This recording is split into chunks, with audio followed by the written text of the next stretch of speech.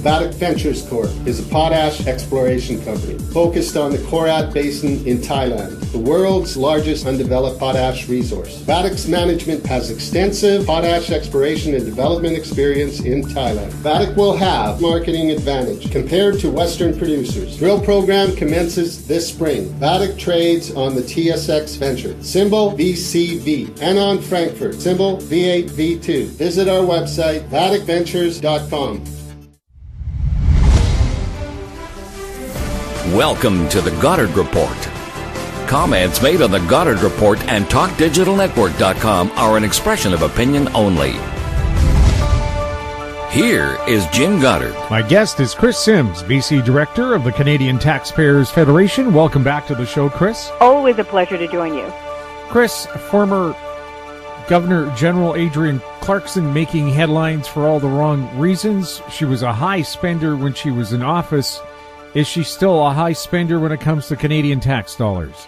Yes, she certainly is. It is just a staggering amount of money, and to give credit, it was the National Post that broke this story this week, and boy, oh boy, is it ever a story. So she's been billing more than $100,000 per year to the taxpayer for what is referred to often as office expenses.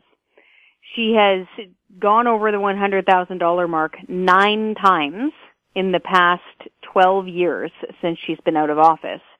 And this is something that took a lot of people off guard, including us, because it's this really obscure, little-known fact that governors general, after they leave office at Rideau Hall as the Queen's representative in Canada, can still bill us by the time they're out of office for office expenses. And so it's a staggering amount of money. If you add it up, it's more than $1 million. And we need to stress, this is over and above her pension, which is already extremely generous. I think it's over $100,000 a year. It's also, and this is what I think gets lost in the story sometimes, it's over and above, brace yourself, $3 million that she was given when she left office to start up her own foundation, which is her own foundation based on citizenship or something like that. To add it all up on top of all this, she's also listed on the Speakers Bureau website as a speaker. And on average, in my experience when I've looked into these things as a journalist, those folks are paid somewhere between 20 and 30 grand per speech. So, and on top of that, she's also a former CBC journalist. So I would reckon that she probably has a pension there somewhere too. So dollar for dollar, she's a very expensive figure on the taxpayer tab. And I must say we're getting amazing response to this. We've posted a petition on our website. It already has thousands and thousands of signatures. I think for most people, this is unfair. This does not pass the smell test. For a job you've left, you should no longer be able to claim expenses for it. Well, what is the excuse when they said office expenses, and who allowed this in the first place? That's a great question. So this was started way back in the 1970s, and I think it was initially intended to simply help them along. So say as a former governor general, you're asked occasionally to, say, speak in Ottawa, but you no longer live there, or Washington, and you don't live down there, or maybe even London for some weird reason. Say you were governor general at the time when apartheid ended in South Africa, and you need to go there as part of the Commonwealth meeting and do a speech. Should you be expected to pay for that out of pocket? No. Should the British taxpayer be expected to pay it? Who knows? But that generally, from what we understand, was the intention way back in the 70s of saying, yes, you can have office expenses, which can sometimes include travel, covered as kind of a gesture after you finish being Governor General. But what I think takes a lot of people off guard is that this particular Governor General clocks in at more than 100 grand almost all the time. There was only one other Governor General who ever did this, and it was Romeo LeBlanc, and I think he only did it for 1 year. But what really adds insult to injury, I think, for taxpayers is, I think, 3 different things. Number one, if he keeps it under $100,000, we have no idea how much they spent, because it just goes in under the general expenses for the revenue. Number two, we're not told. There's nothing posted online anywhere that you can search to find out what they did spend the money on, even if they do spend more than $100,000 of our money. And number three, we can't even do an access to information request. See, usually if the government tells you to go fly a kite, they don't want to tell you how much they're spending. You can do what's called an ATIP. And that's where you say, okay, you still need to tell me because I have access to this information. It's up to them whether or not they're allowed to, redact it and black it out. But apparently, lo and behold, Rideau Hall is exempt from ATIP. So she gets all of this taxpayers' money for years on end, unlimited. We don't know what she's spending it on, and we have no way of finding out. Well, shouldn't there be legislation if you're a government employee or former employee, if you're going to be billing taxpayers, you have to account for this? You'd think, right? Under the Accountability Act and previous versions of it, you did need to be accountable. So you needed to say, some people even need to bring in their actual receipts. When I worked on Parliament Hill for a short time as a staffer, every single dollar had to be accounted for with actual receipts, with the names of the establishments, exactly what car you rented, everything. And it should be that way because it's all taxpayers' money and you need to be accountable for it. But in this case, it's this gigantic, yawning loophole. And I think very few people knew about it. And so it's important for the Prime Minister to get on this, like yesterday, and to stop this. Our petition actually calls for former governors general to be cut off from office expenses. I mean, we're not even touching the idea of pension or the big $3 million gift she was given to set up her own foundation. We're just focusing on the fact that she gets to send in bills that are unaccounted for and just get cash for it, just get money for it. That needs to stop. If you no longer have the job, you should no longer get expenses covered for that job. And I did do some calling around. Interestingly, the version that we have here in British Columbia, they're given a 3-month window for office expenses, which are transitional expenses that normal people would usually expect if you've had, kind of a high-ranking job. And apparently, according to the office, it usually covers things like mail forwarding. Like literally that person's leaving that office, leaving that job, leaving that residence, and they're transitioning back to whatever their next stage in life is. For a 3-month window, you can expense, minor things. That's pretty reasonable. But no, apparently if you're federal, it's lifelong. And last I counted, I think there were 5 living governors general who are still with us. Isn't this one of the arguments people have against having the monarchy in Canada, that we have this needless expense of people who wear medals that they never won in a battle and hand out awards to government friends? That's a great question. And, it really does bring those things up. And frankly, if you take a look at how the royal family even does it, speaking personally, the royal family seems to be more sensitive to this stuff. In England, the actual royal family, not the figurehead representative of Her Majesty the Queen here in Canada. Frankly, we're getting zero accountability here in Canada coming from this former Governor General. And what I found really interesting is that apparently when the Post reached out for comment, the former Governor General couldn't be reached because she is on a weeks-long trip to Europe and is unreachable. And who's paying for that trip? Exactly. We're paying for it because her pension comes from taxpayers, from being the Governor General. I'm guessing that she also has some form of pension coming from the CBC. I don't know that for a fact, but based on her age and her work record, I would make that guess. And yeah, her office expenses, which does and can include travel, is also covered. So in some way or other, taxpayers are paying for that weeks-long trip that she apparently is incommunicado from.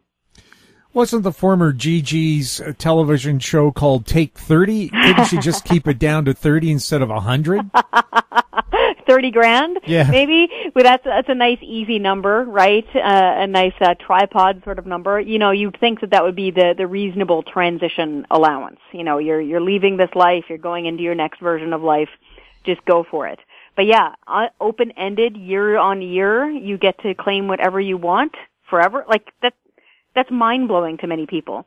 And actually, I don't know if you saw, but Keith Baldry had an interesting point. He said that he broke a story years ago that, and this is according to him, back apparently when she was Governor General, instead of when she visited Victoria, she insisted on staying at a $2,000 a night hotel in Victoria rather than staying at the government house. And apparently the staff there who were waiting for her were very upset by this, because it's tradition, apparently, for representatives of the Crown to stay with each other in these very fancy houses. So in Ottawa, they have Rideau Hall, and here in Victoria, we have our own version, and apparently, no, she insisted on staying at a very ritzy spot, according to this reporter. And so I can imagine that this is a pattern of behavior. We'll have more with Kris Sims right after the break. I'm Kelly Jennings, CEO of PowerBand Solutions. PowerBand is a cloud-based provider of auction, inventory, and finance solutions that make buying, selling, and financing vehicles more efficient. PowerBand Solutions trades on the TSX Venture Exchange symbol PBX and on the OTCQB symbol PWWPF and on Frankfurt symbol 1ZV. For more information, please visit us at powerbandsolutions.com.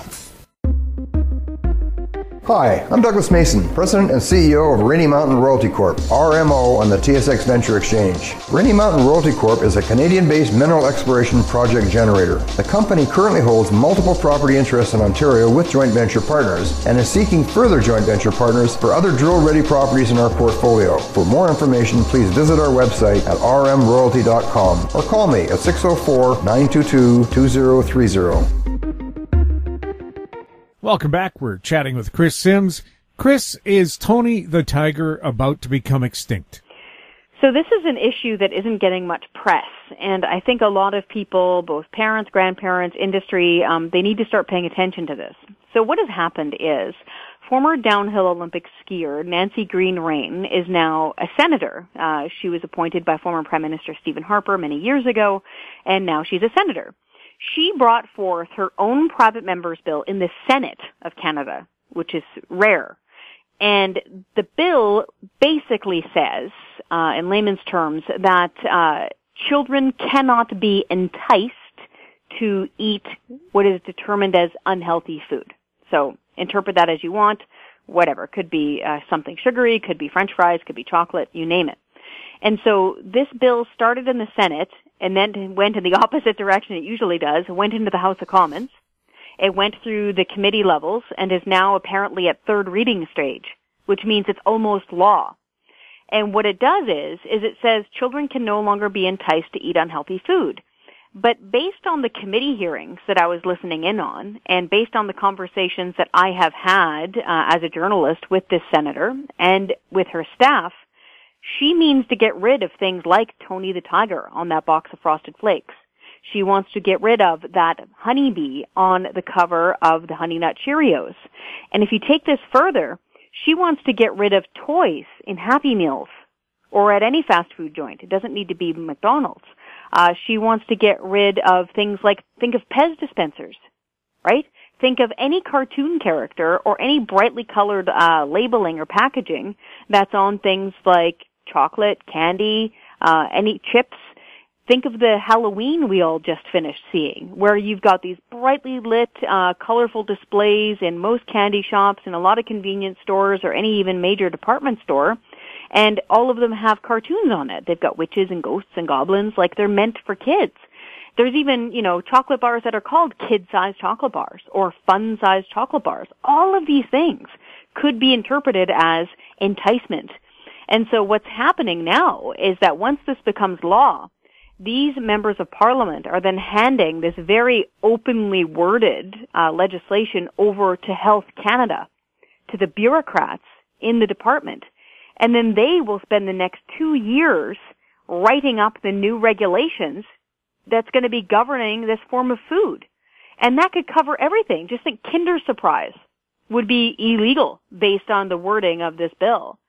Anything like that would be illegal. And actually, some of these members of parliament were asking questions in committee that were very important. They were saying, Are we going to go so far as to put the Easter bunny, like those chocolate bunnies you can get in stores, in brown paper plain boxes? No more Santa Claus on our Christmas candy? What about Halloween? No cartoon characters on candy boxes anymore? And the Health Canada bureaucrat that was there said, well, we'll have to, cross that bridge when we come to it, but we do want to prevent childhood obesity, so we will consider that.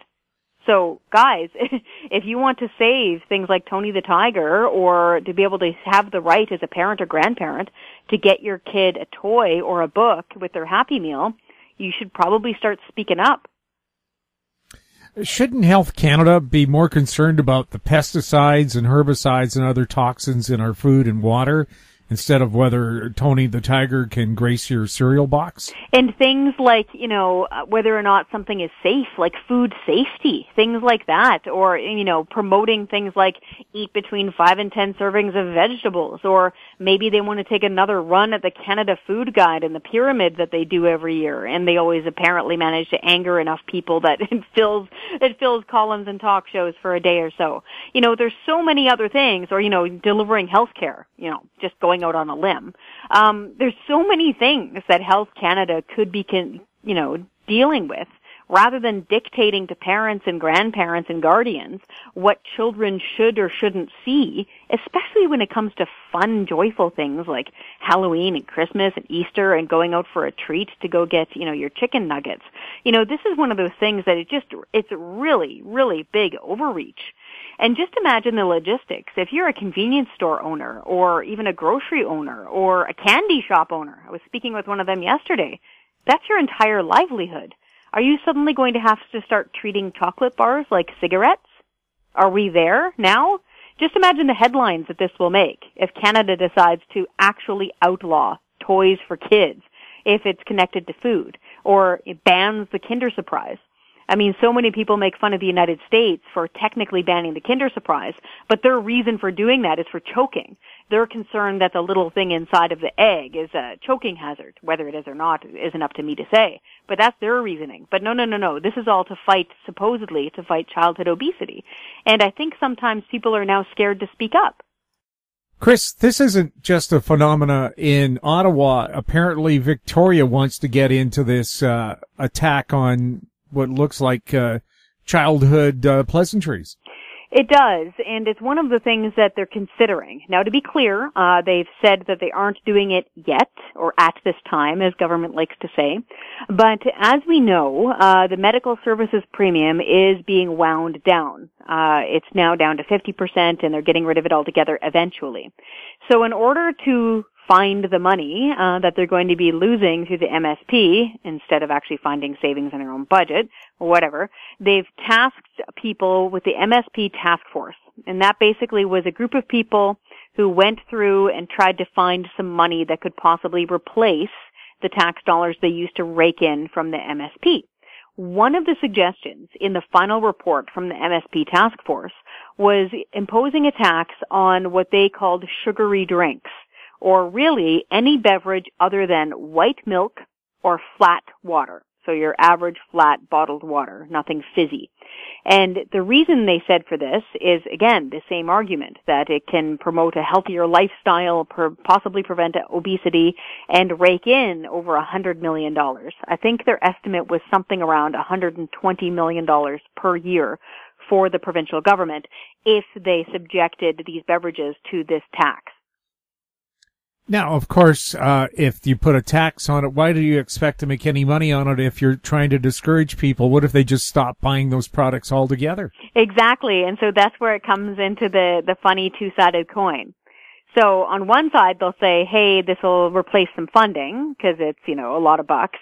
And on the other side, they'll say, oh, we're trying to discourage people from doing it. But then you wind up hooked on that tax money, right? And it also, the issue that we have with it, number one, as the CTF, we don't want new taxes. We already pay 43% of our income to various levels of government through taxes, tolls, and fees. So enough. We need to roll that back. So we're opposed to new taxes. But the other reason why we're opposed to it is that it doesn't work. They did the so-called soda tax in Mexico. And for a little while, consumption went down, but then it went right back up to where it was before. The only thing that changes is that it fattens government coffers, who then waste a lot of that money. And so it doesn't have the supposed desired outcome that they all say they want, is to change behavior. So it doesn't. All it does is actually wind up raking in money. And if you take a look south of the border in Washington State, the city of Seattle has a soda pop tax, as they call it in the States. But a lot of people will drive out to the suburbs to avoid it. And so you wind up with businesses in the city core that are then hurting because people are driving to avoid the tax. And now there's a big plebiscite going on statewide in Washington to decide whether or not they should open this up and allow for more jurisdictions, different towns and cities in Washington State, to say yes or no to a sugary drink tax. We've seen similar things happen, actually. I think it was in Philadelphia. It was a sad outcome, actually. What they did is in the downtown core, where they had jurisdiction, they imposed the soda tax, right? But what happened is the people with means, the people with their own cars and the ability to drive out into the suburbs to do the grocery shopping did so to avoid that tax, because people are always shopping for a bargain. If they can get it cheaper, they will. That's just how it works. But what happened, and we do think this was an unintended consequence, but a consequence nonetheless, because all that traffic went out of the downtown core, the grocery stores and convenience stores in the core lost their businesses because they lost so much money and then shut down. So those stores that were selling broccoli, Brussels sprouts, fish and chips, bread, and soda pop are gone. And so now those people who are inner city people who don't have access to get out of the core have literally lost their grocery stores because of this tax. Now again, trying to be kind here, we think it was an unintended consequence. But this is something that government needs to think about before they start meddling with people's food choices, because it results in things like this. And we've seen very similar things happen in different jurisdictions in Europe where they've tried imposing a fat tax, and guess what? People just drive to the next jurisdiction, or they just keep their consumption levels and that they're poorer for it. Another crazy one that's happening, and I had to read it twice. In the UK, their health department is close to making it up to government how many toppings you can order on your pizza. Not like your takeout pizza, how big your cake can be from the bakery, and they're discussing how many calories it's allowed to have and how many toppings you're allowed to have. These are adults living in a free country, and apparently the government is going to start dictating in the UK what you can put on your pizza. Wow. Yeah.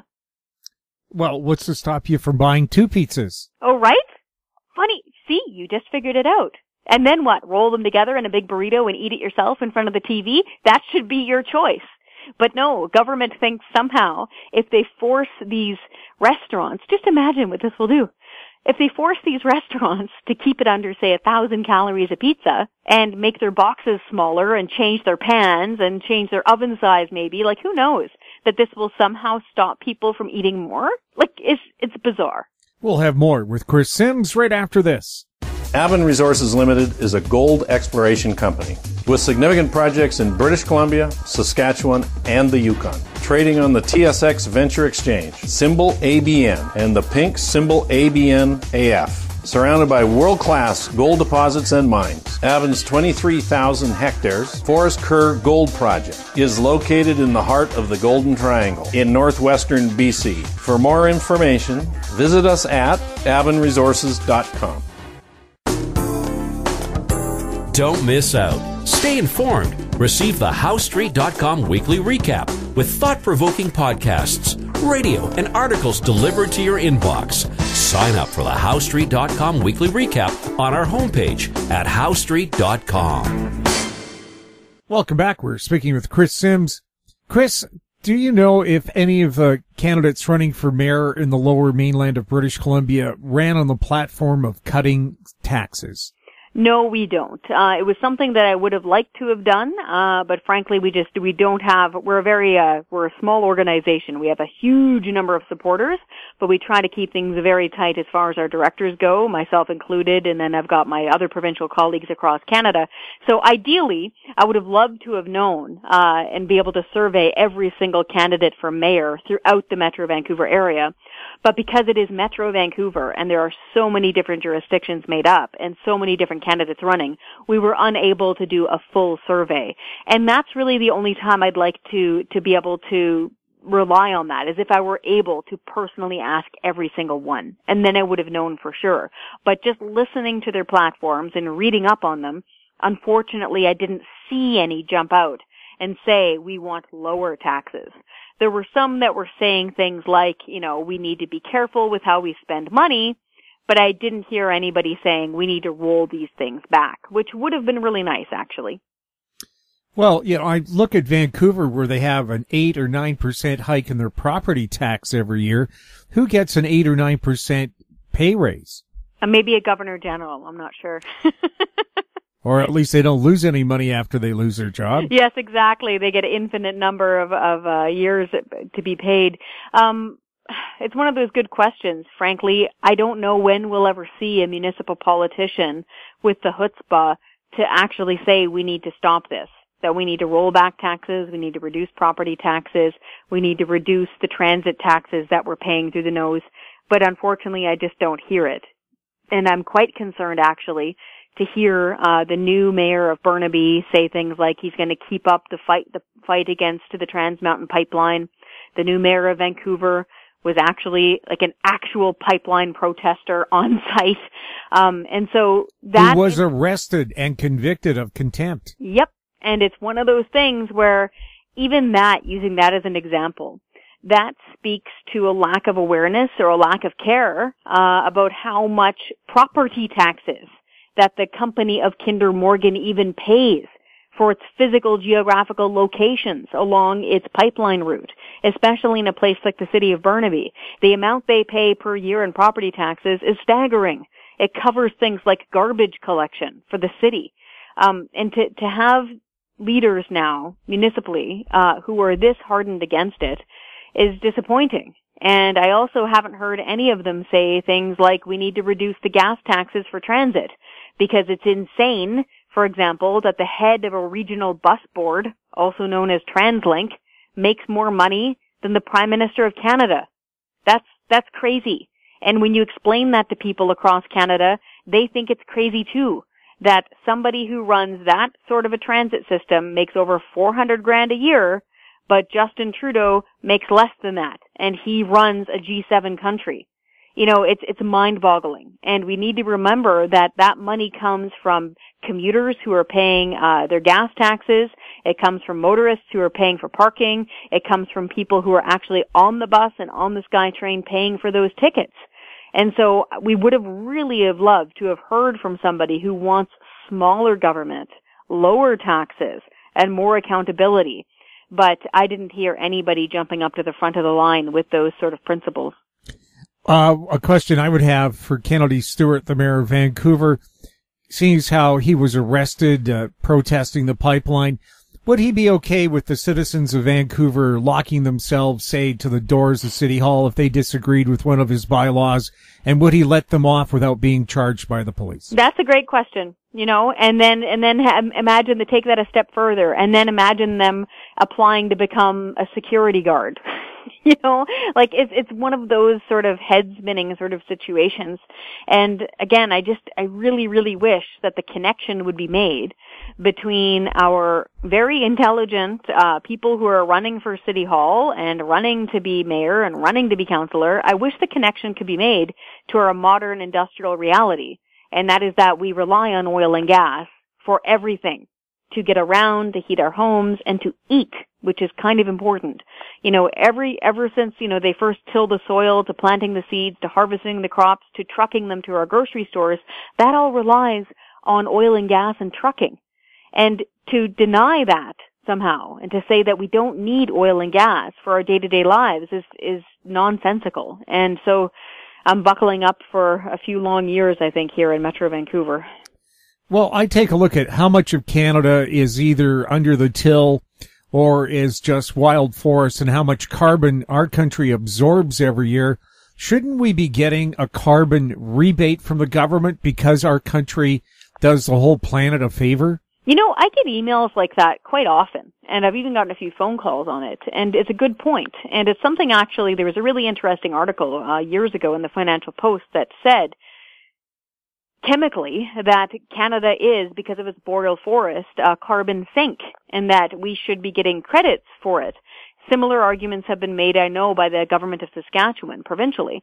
And so that's a great point. And so on top of that, our emissions are so low, and our practices for how we bring in our mined oil and gas are so environmentally conscious, and our labor standards are so good that you'd think that we'd be treated with a little bit more respect, and that includes respecting ourselves.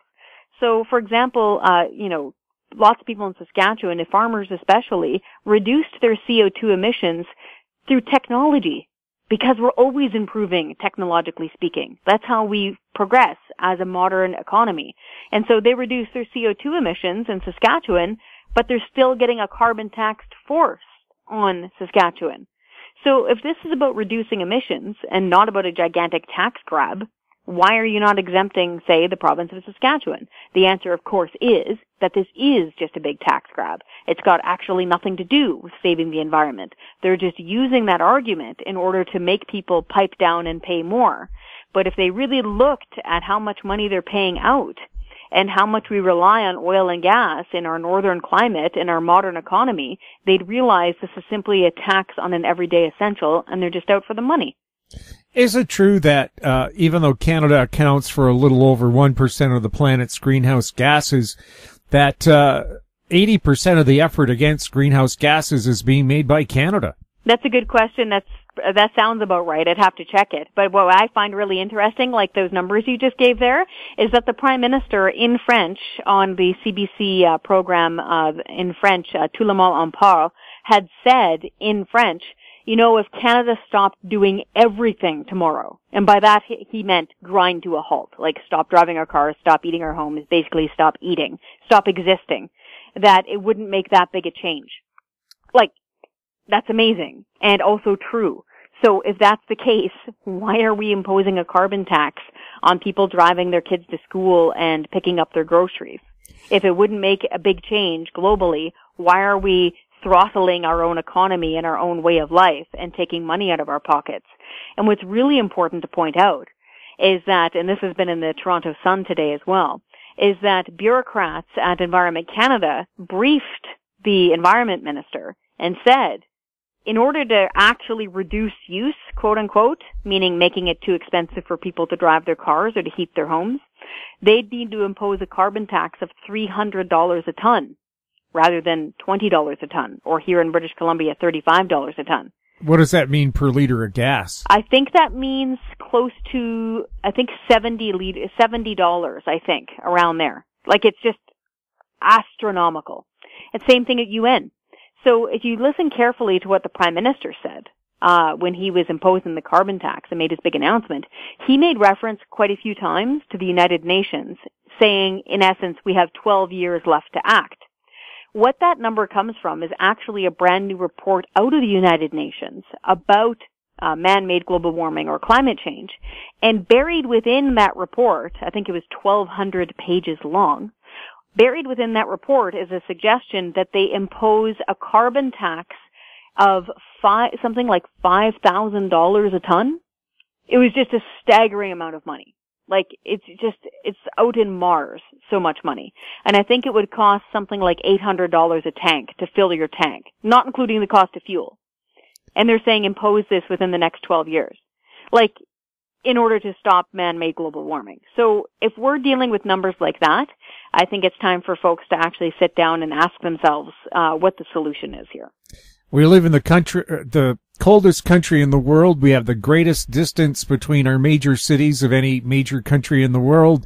How are we supposed to get around? Use horses again? And believe me, I know about the methane they produce. I've been at the north end of a southbound horse. That and oxen. Can you just imagine if we started using it again? And I think, even though it presents a funny mental picture, I think that is actually something we need to start asking these politicians and these radicals who say, keep it in the ground. And I'm not talking about being efficient. Like, everybody wants to be efficient. If you can find a car with better mileage, go for it, because it saves money and it's better for the environment and everybody's happier. That's the direction we're already going. But there are these folks who are saying, keep it in the ground. Like, stop using oil and gas. And then you present exactly the right question. What's the alternative? Horses? Oxen? And I urge these folks to truly open their minds and crack open a history book and look at what life was like in 1850. Because that was before oil really got started to be used. That was back when oil was still almost treated as a nuisance to be found in the ground. And we were using things like coal oil and whale oil, and we were using horses, and we were using carts, and everything was done by hand. The amount of manual labor and drudgery that existed at the time would make them faint. And I really urge these folks, who are ironically often back to nature sort of people, really take a hard look at what you're saying and take a look at the history books of what life was like for everybody, including women and children and the working class and the poor, before the miracle of hydrocarbons, before the good use of fossil fuels. Kris, thank you so much for being on the show. Thank you so much for caring about BC so much. My guest has been BC Director of the Canadian Taxpayers Federation, Kris Sims. Her website is taxpayer.com. You're listening to the Goddard Report on TalkDigitalNetwork.com. If you have any questions for our guests like Kris, you can send them to info@howstreet.com. I'm Jim Goddard. Thanks for listening. Comments made on the Goddard Report and TalkDigitalNetwork.com are an expression of opinion only. The Goddard Report is available online and mobile at TalkDigitalNetwork.com. The Goddard Report is a production of How Street Media Incorporated.